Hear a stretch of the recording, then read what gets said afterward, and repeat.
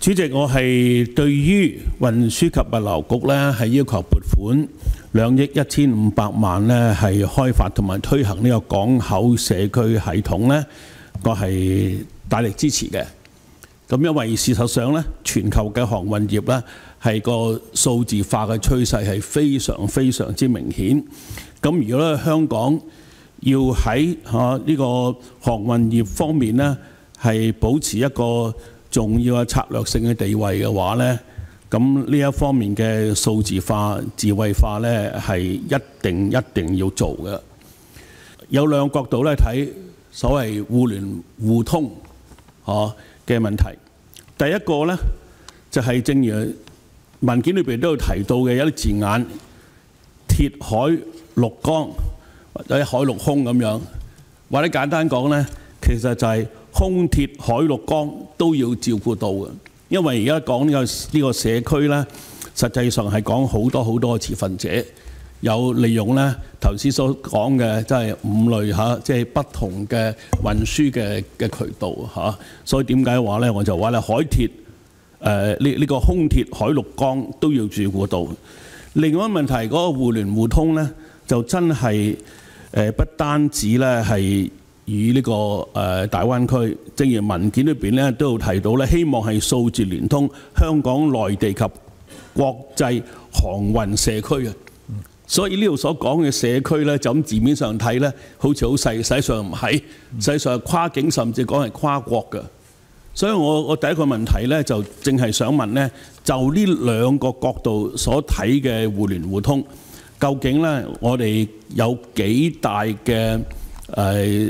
成功嘅把握，即係可以咧係喺呢個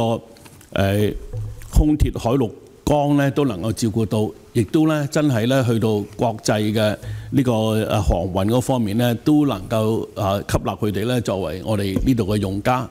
呢個係第一個問題。第二個問題咧，就我相信我哋都好關心啊，都係一個安全嘅問題，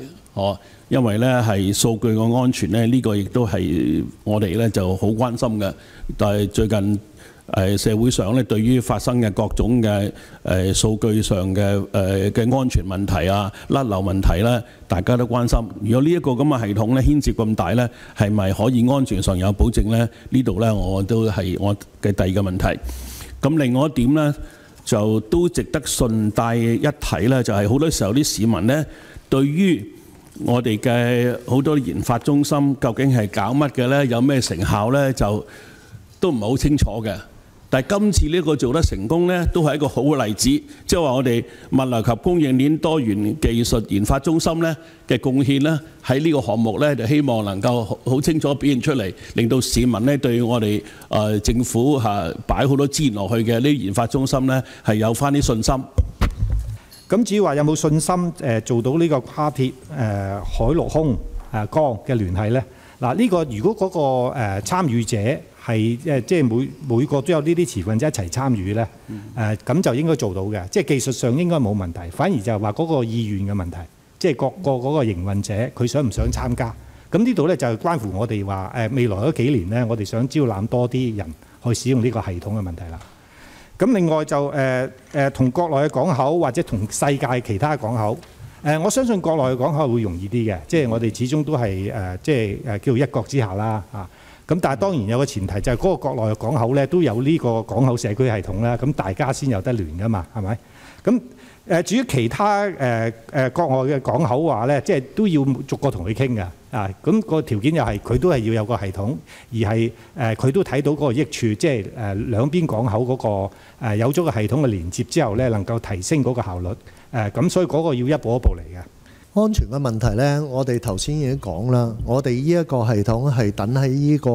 雲嘅服務上邊嘅，而我哋呢個雲服務呢，係用香港政府本身嘅雲服務嘅，所以咧香港政府本身嘅雲服務呢，喺呢一個網絡安全上邊嘅設施準備呢，我哋喺呢一行呢係好有信心。但係呢，除咗呢個之外呢，議員頭先講嘅，我哋仲有研究緊有冇額外嘅網絡安全嘅設施，我哋可以加入去呢。我哋實際上作為一個研發中心呢，我哋不斷喺度研究緊嘅。一有合適嘅再新啲嘅可以增加上去嘅安全網絡嘅措施呢，我哋都會加入去。